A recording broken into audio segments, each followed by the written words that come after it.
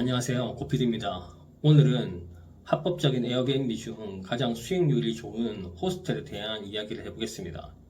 에어비앤비 창업이라고 하면 보통 외국인 관광 도시민박업에 집중되어 있지만 그것보다 더 높은 단계의 숙박업에 대한 이야기를 해보겠습니다.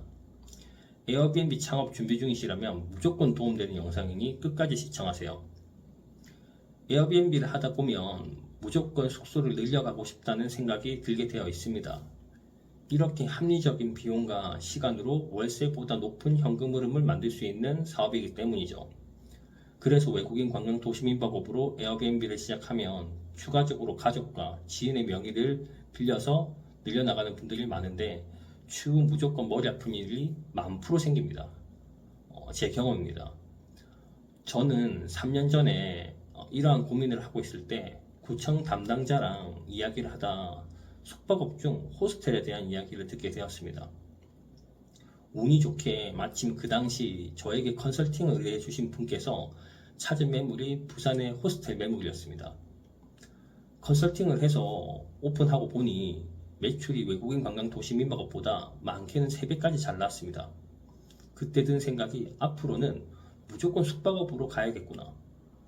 또 하나의 장점이 외국인 관광 도시 민박업은 민원이 여러 번 들어가면 사업자가 없어질 수도 있지만 호스텔업은 그보다 더 안전하기도 하고 내국인, 외국인 구분 없이 받을 수 있고 법인으로도 가능합니다. 그러다 보니 에어비앤비 하기에는 이보다 더 좋은 게 없죠. 그렇게 부동산을 돌아다니면서 숙박업 호스텔 가능한 매물을 찾아다녔습니다. 하지만 그 당시 부동산에서 외국인 관광 도시민박업은 알아도 숙박업 호스텔업 기준에 맞는 매물은 잘 알지도 못하고 매물이 있어도 전체 인테리어를 해야 하는 초기 자금이 많이 들어가야 하는 물건밖에 없었습니다. 하지만 뭐든 찾고자 하면 찾게 되는 게 부동산이죠. 여러분, 부동산은 시간이 걸려서 그렇지 찾고자 하면 무조건 있습니다. 호스텔 숙박업 매물 찾는 방법은 제가 한번 라이브에서 한번 풀어보도록 하겠습니다. 그리고 작년 11월에 또 부산에 정말 좋은 자리에 매물이 나왔습니다. 사진만 보고 바로 가계약금 쏘았습니다. 저는 이제 어느 정도 위치 및 사진 몇 장만 봐도 감이 바로 오기 때문이죠. 그렇게 계약서를 쓰고 첫 번째 순서인 교육청 정화구역 해지 심의를 신청했습니다. 그런데 허가가 안 나고 불허가가 났죠. 보통 해당 숙박업 용도 변경 지역에 학교가 근처에 있으면 교육청의 허가를 받아야 하고 그 기간이 적게는 2주에서 많게는 6주까지 걸립니다. 저는 그 당시에 담당자의 여러 가지 상황으로 인해서 거의 5주가 걸렸습니다. 근데 허가가 안 났으니 실망감이 컸죠. 그러면 계약금이 날아갈 수 있다고 생각 드실 분들도 많이 있으실 겁니다. 제가 이번 영상의 포인트 중 하나가 여기에 있습니다.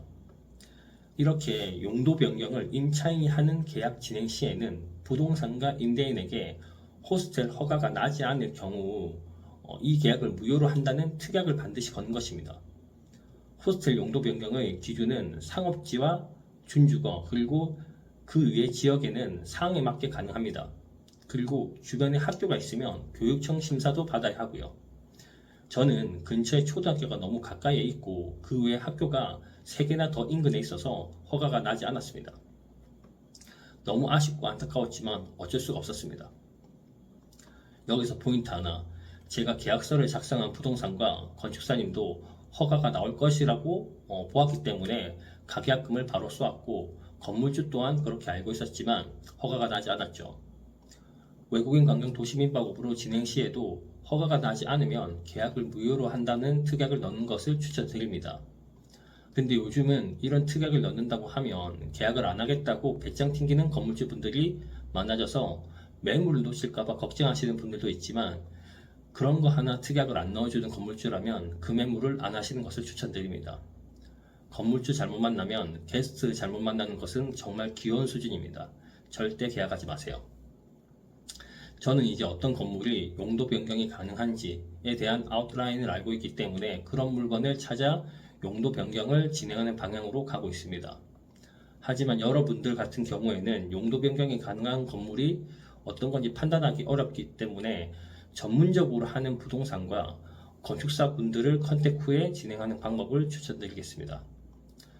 부산과 서울에 있는 분들이라고 하면 제가 추후 강의 때 소개 및 연결도 도와드리겠습니다. 오늘의 영상이 도움이 되셨을까요? 도움이 되셨다면 좋아요와 구독, 알림 설정 부탁드리겠습니다. 영상을 만드는데 큰 힘이 됩니다.